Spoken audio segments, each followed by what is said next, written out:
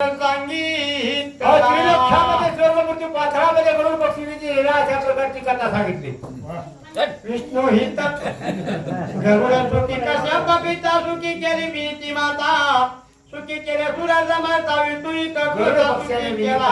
आपली मातेला सुखी केलेलं आहे आणि सर्व देवाला सुद्धा सुखी केलं गरुड पक्षाने अशी कथा आहे. आहे गरुडाची ख्याती तो मित्र तो मजराजी रघुपती आणि आम्ही अरुणाची संतती जटावी संपत्ती तो घे बांधो. त्या ठिकाणी अशा प्रकारे गरुडाची असणारी कथा कुणी जठाई पक्षानं प्रभू रामचंद्राला सांगितलेली आणि त्या ठिकाणी सांगितलं बाबा असणारे संपत्ती आणि मी असणारे दोघं असणारे सखे भाऊ अशी कथा सांगितली. विनित्याच्या गरुडा अरुणाच्या त्याचे सांगितले कथना अरुणाच्या मी दोघे जण जटायू आणि संपत्ती.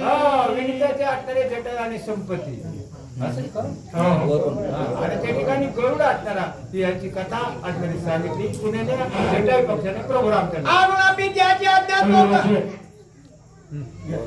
अरुणा पित्याची आज्ञा दोघ सूर्यवंशी व्हावे सेवक त्याचे चंद्र रघुकुळ टिळक विश्वता जगत वैद्य.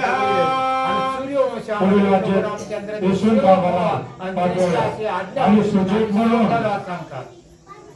आमच्या गावचे शेजारी म्हणून आम्ही त्यांच्या मार्गदर्शनाखाली शिकलो. त्रिमकांना चौरे ते सुचे